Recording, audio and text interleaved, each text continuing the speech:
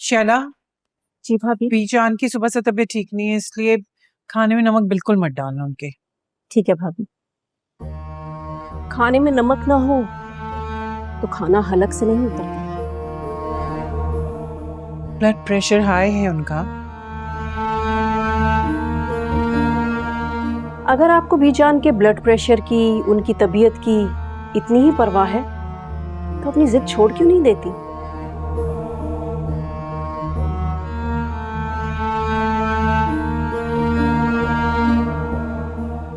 क्यों बीजान की जिंदगी में जीने का जायका खत्म ही करती चली आ रही हैं? क्या मतलब? क्या कहना चाह रही हो तुम? ओहो, समझी नहीं।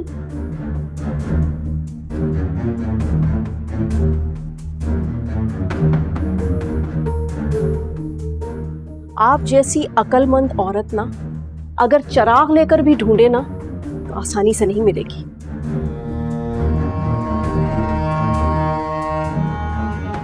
और आप कह रही हैं मैं समझी नहीं। महक, तुम क्या कह रही हो? मुझे तुम्हारी कोई बात समझ में नहीं आ रही। खुलकर बात करो। आपका बेचारा बेटा तने तन्हा अपने एक गलत फैसले की सजा काट रहा है।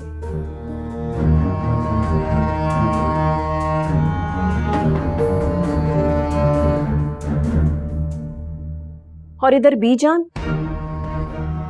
गम से निढाल पड़ी है कि मेरे घर को पता नहीं किसकी नजर खा गई।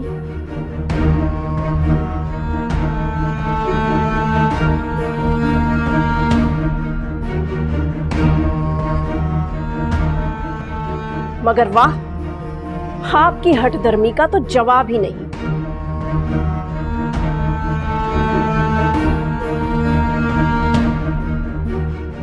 सब कुछ सामने होते हुए सबकी खुशियों पर पैर रखकर खड़ी है। पहली बात कि मेरा बेटा कोई सजा नहीं काट रहा,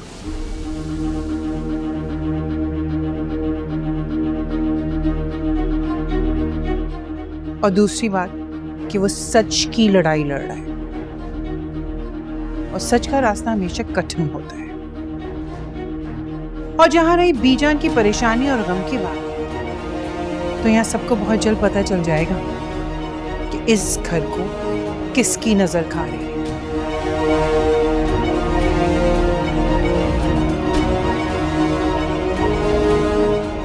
या किस नमक हराम की साजिशें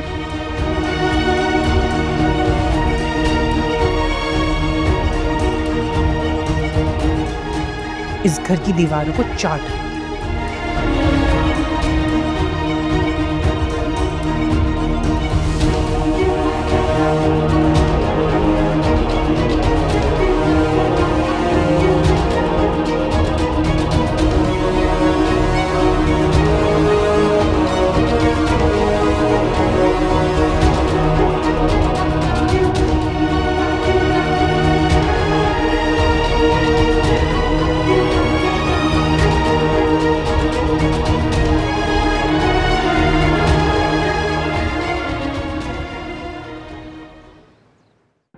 शिफा, जिंदगी का इतना बड़ा फैसला करने के बावजूद भी तुमने खुद को कैसे संभाला हुआ है? मैं तो हैरान हूँ तुम्हें देख के।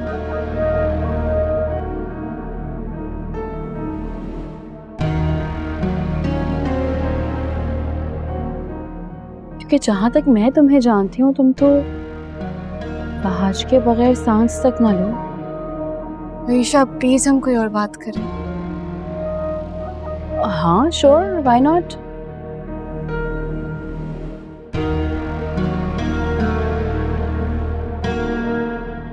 मैं बिल्कुल समझ सकती हूँ कि इस वक्त बाहर के बारे में सोचना भी तुम्हारे लिए कितना तकलीफदेह है।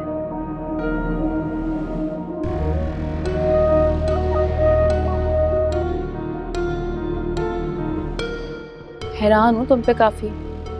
इतने बददिमाग शख्स के साथ तुमने इतने महीने जिंदगी की गुजार कैसे लिए? तुम्हें इतने सालों से उससे मोहब्बत थी। हाउ?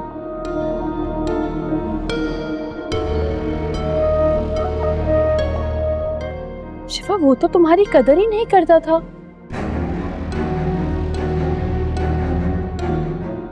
मतलब मैंने तो तुम्हें जब भी देखा है उसके पीछे भागते हुए देखा, और वो तुम्हें अपने इशारों पे नचाता था, और तुम ईशा ऐसा नहीं है कुछ भी। वहां जैसा बिल्कुल भी नहीं था। बस वक्त और हालात ने, उसके अपनों ने उसे बदल दिया।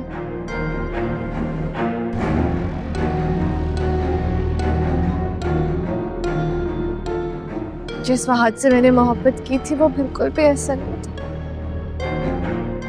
यही तो तुम्हारी बेवकूफ़ी है शिफा।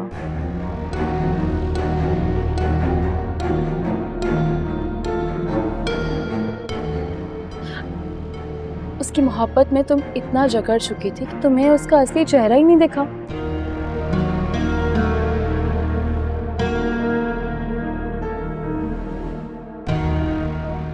वो एक बहुत बददिमाग इंसान है, उसके साथ जिंदगी नहीं गुजारी जा सकती।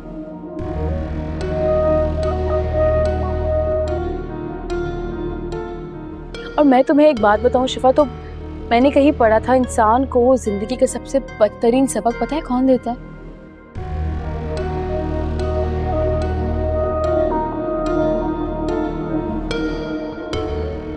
सबसे ज्यादा मोहब्बत करने वाला करीबी शख्स।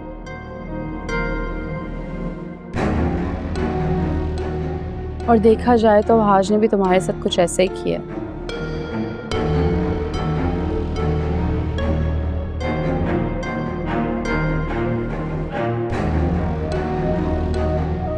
इट्स ओके, इट्स ओके, तुम रो सकती हो शिफा, तुम रो लो।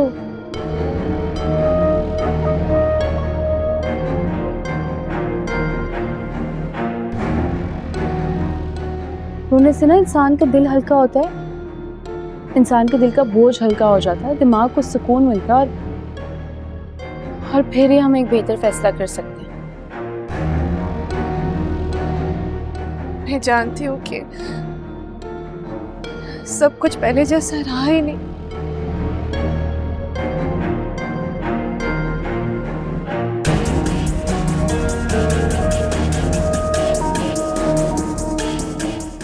अगर वहाज के लिए मेरे दिल में जो मोहब्बत है उसमें कभी कमी नहीं आ सकती, कभी नहीं।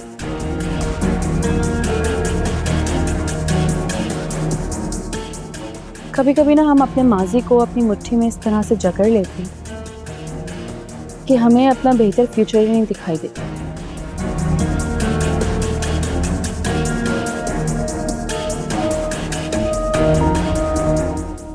और मुझे ऐसा लगता है शिफा कि वहाज से डिवोर्स या फिर सेपरेशन के बाद ही तुम अपनी जिंदगी में आगे कुछ बेहतर फैसला कर सकती हो। I mean, अपनी जिंदगी को नई तरह से शुरू कर सकती हो। What do you mean by this? Divorce?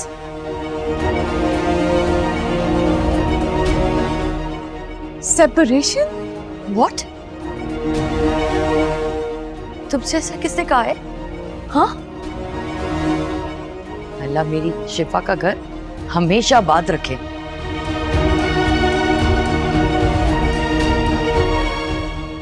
Relax Pappu, क्या हो गया?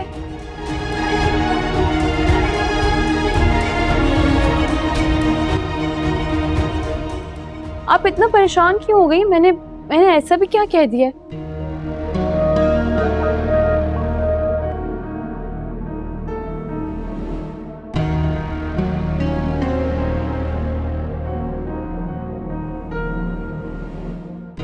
शिफा मेरी बहनों जैसी है, मैं तो बस उसके लिए कह रही थी, अच्छा ख्याल है ना उसका।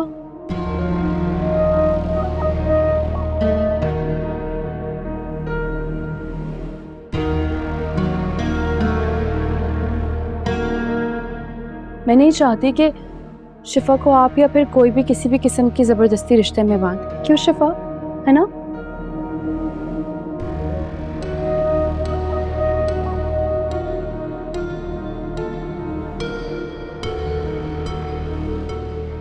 तुमसे किसने कहा है कि इन दोनों को जबरदस्ती किसी ने रिश्ते में बांधा?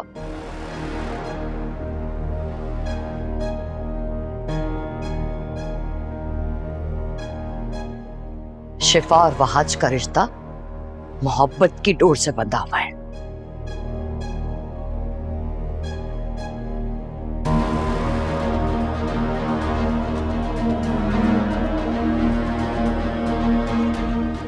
और मैं अच्छे से जानती हूं दोनों में से कोई भी ये रिश्ता खत्म नहीं करना चाहेगा।